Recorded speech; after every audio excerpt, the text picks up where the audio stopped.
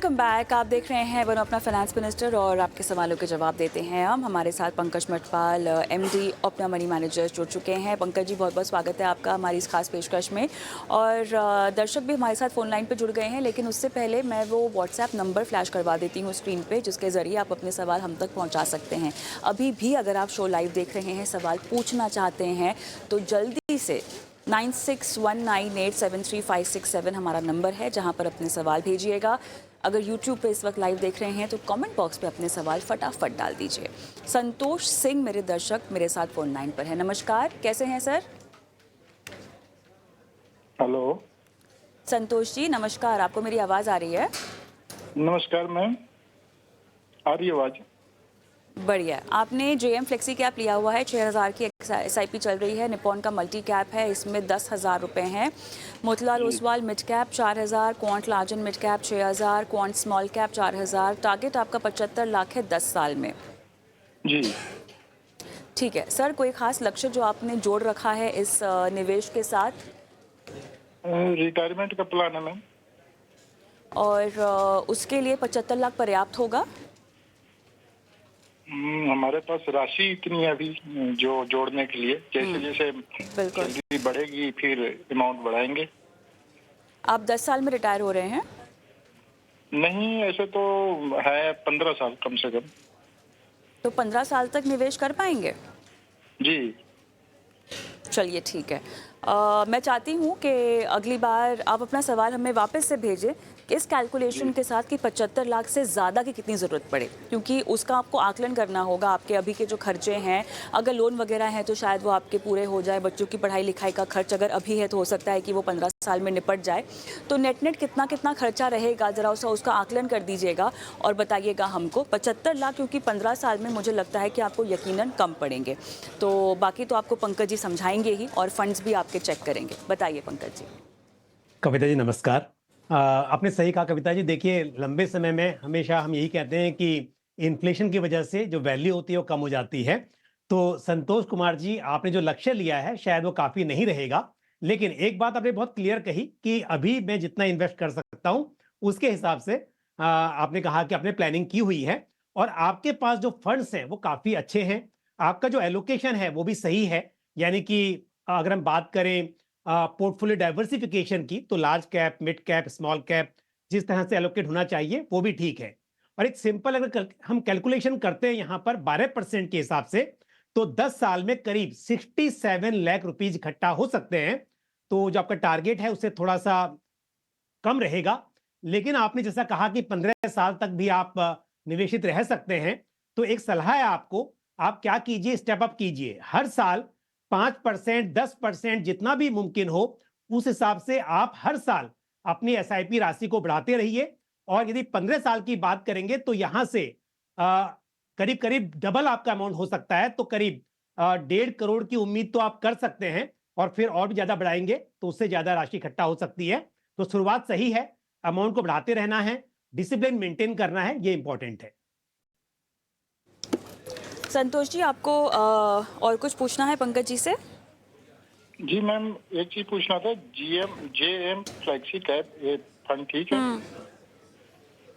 आपको बदलाव को लेके तो कोई सलाह नहीं दी गई है, तो पंकज जी बने रहे ना इसमें। देखिए, जेएम फ्लेक्सी कैप फंड जो है इसका एक अच्छी चीज ये है कि वेल डाइवर्सिफाइड है। जैसे बाकी जो फ्लेक्सी कैप्स हैं वहां पर लार्ज कैप एलोकेशन ज्यादा है, यहाँ पर लार्ज, मिड एंड स्मॉल सब कुछ है। तो एक मल्टी कैप की तरह ये फंड काम करता है, लंबे समय के लिए अच्छा फंड है। चलिए आगे बढ़ते हैं और YouTube के जरिए अंश कुमार का सवाल मैं लूंगी। इन्होंने अपने फंड्स की डिटेल्स दी हुई है। ऐसे ब्लू चिप, क्वांट का active, Motilal Oswal mid cap, Nippon small cap, quant small cap और टाटा का भी स्मॉल कैप है।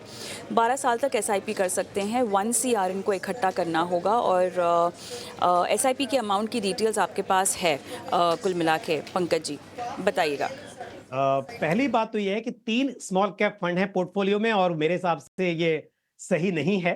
तो यहां पर थोड़ा सा बदलाव कर सकते हैं। जो क्वांट स्मॉल कैप फंड है उसको आप डाइवर्ट कर ले क्वांट मल्टी कैप फंड में, तो ये अच्छा रहेगा। दूसरी बात, जहां तक सवाल है टारगेट का, तो अगेन 12% के सीएजीआर पर कैलकुलेट करते हैं तो करीब 62 लाख रुपीज इकट्ठा हो सकते हैं 12 साल में।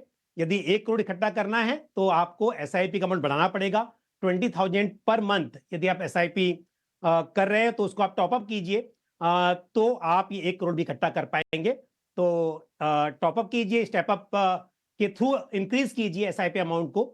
इस तरह से आप अपना गोल अचीव कर सकते हैं। चलिए एक और यूट्यूब का हम सवाल लेंगे। दीपक यादव का सवाल हम लेंगे और इन्होंने जो है 4 साल पहले एसआईपी की शुरुआत कर रखी है। 3.5 करोड़ रुपए 15 साल में चाहिए और 5 साल और जो है ये कह रहे हैं अपने निवेश को बढ़ा भी सकते हैं, मतलब शायद 20 साल कुल मिला के इन्वेस्ट कर सकते हैं। तो इनके पास जो फंड्स हैं, एचडीएफसी का रिटायरमेंट सेविंग्स फंड है, डीएसपी का मिड कैप है, यूटीआई फ्लेक्सी कैप है और एचएसबीसी मिड कैप है, महिंद्रा मैन्युलाइफ फोकस्ड फंड भी है जिसमें लमसम इन्होंने 25,000 रुपये डाल रखे हैं सर। तो निवेश के लिहाज से राशि तो इनको बढ़ानी ही होगी या और लमसम निवेश करना होगा, क्या रणनीति हो? 3.5 करोड़ रुपए लगभग 20 साल में चाहिए इनको। कविता जी, ऐसा है कि पहली बात तो यूटीआई फ्लेक्सी कैप फंड जो है वहां से निकलने की मैं सलाह दूंगा, और महिंद्रा मैन्युलाइफ फोकस फंड जिसमें लमसम इन्वेस्ट किया हुआ है वहां पर ये उसे स्विच कर लें और आगे की एसआईपी भी उसी में कर सकते हैं। ये अच्छा रहेगा। दूसरी बात यह है कि जो अभी निवेश कर रहे हैं उसके हिसाब से करीब 1 करोड़ रुपये इकट्ठा हो सकता है। तो जो टारगेट है काफी बड़ा है, उसमें गैप है, तो बढ़ाना होगा इन्वेस्टमेंट को। और साथ ही क्योंकि लंबा नजरिया है तो मैं कहूंगा कि एक स्मॉल कैप फंड में भी एसआईपी कर ले लंबे समय के लिए, वो भी अच्छा रहेगा। 15 साल 20 साल की बात कर रहे हैं तो वो एक फंड ऐड करना चाहिए। Nippon India small cap fund consider किया जा सकता है, उसके लिए लमसम नहीं करना है, स्मॉल कैप में एसआईपी करें। और प्लस एक मैंने जैसे कहा कि महिंद्रा मैन्युलाइफ फोकस फंड में आप एसआईपी कर लें, जो अभी आप यूटीआई फ्लेक्सी कैप फंड में कर रहे हैं उसे डाइवर्ट करें। चलिए और भी दर्शकों से जुड़ते हैं। आज दरअसल बहुत सारे दर्शक यूट्यूब पर अपने सवाल हमें क्योंकि दे रहे हैं तो उन्हीं को हमारी शामिल करने की कोशिश है। मनीत कुमार का सवाल मैं लूँगी। इन्होंने बहुत सारे फंड्स देखिए अपने पोर्टफोलियो में डाल रखे हैं। पंकज जी, मैं सभी का तो नाम नहीं लूँगी, बहुत सारे हैं, लेकिन आपके पास डिटेल्स हैं। सारी एसआईपीज़ उन्होंने जनवरी 2024 में ही शुरू की है और 10 से 12 साल में लगभग 3 करोड़ रुपए जो है इनको इकट्ठा करना है। कुछ फंड्स में इनकी एसआईपी अधिकतम 4,000 रुपए भी जारी है हर महीना। कुछ फंड में इन्होंने इनकी जो मिनिमम है वो 1,000 रुपए भी है और बहुत सारे इन्होंने फंड्स ले रखे हैं जिसमें थीमेटिक भी सेक्टर स्पेसिफिक दिखाई दे रहे हैं मुझे, फ्लेक्सी कैप भी है, हर तरह का फंड है इनके पास दरअसल अपने पोर्टफोलियो में। पंकज जी। बिल्कुल, देखिए 12 फंड्स हैं और उसके अंदर जैसा आपने कहा कि थीमेटिक फंड्स भी हैं, सेक्टोरल हैं, और ये क्योंकि जनवरी 2024 में स्टार्ट किया तो तेजी के मार्केट में पास्ट परफॉर्मेंस को देखकर ये फंड चुने गए हैं ऐसा लगता है। तो मेरी राय ये है कि ये 12 फंड्स के नाम तो मैं भी यहाँ पे नहीं लूंगा, लेकिन ये कहूंगा कि सिलेक्टेड फंड रखिए, और जो फंड रख रहे हैं उनके नाम बता देता हूं। ICICI prudential blue chip fund आपके पास है, उसमें आप अमाउंट बढ़ा दीजिए, 7,500 की एसआईपी उसमें कीजिए। पारंपरिक फ्लेक्सी कैप फंड है उसमें 7,500, क्वांट स्मॉल कैप फंड में 7,500 और HDFC mid cap opportunities fund में 10,000 रुपीज पर मंथ।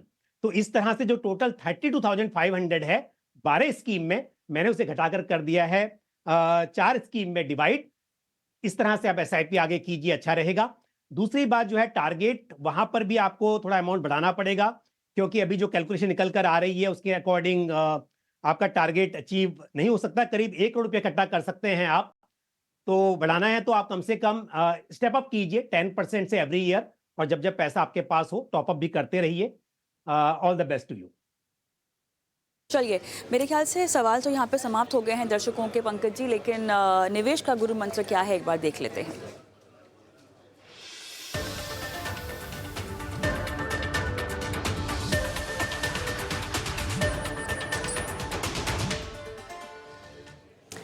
बताइएगा पंकज सर, आपका आज का निवेश का गुरु मंत्र क्या है?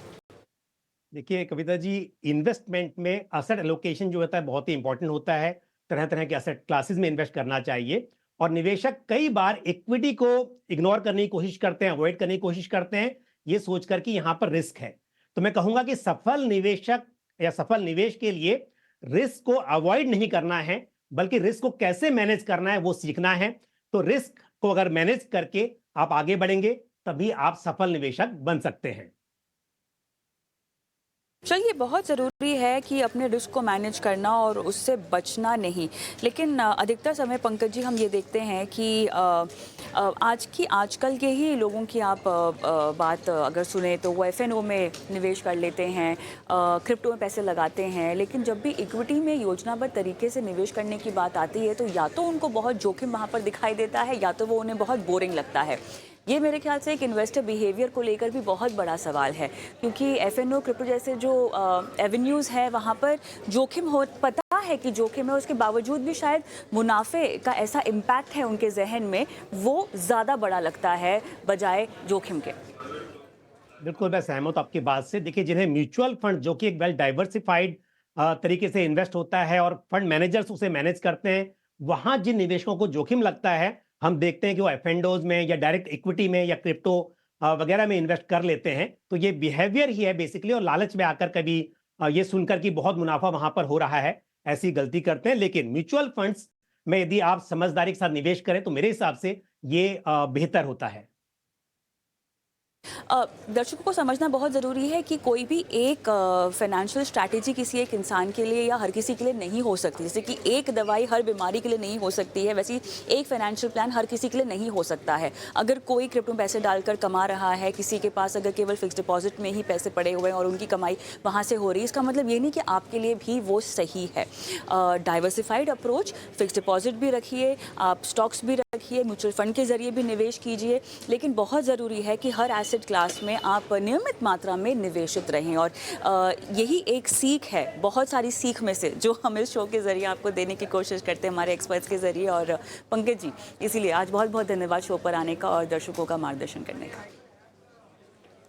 चलिए, इसी के साथ मुझे भी आज के शो में इजाज़त दें, लेकिन जाते जाते मैं छोड़ जा रही हूँ आपको हमारे व्हाट्सएप नंबर के साथ, और यूट्यूब पर अगर आप हमें देख रहे हैं तो कमेंट बॉक्स में अपने सवाल डालिएगा। नमस्कार।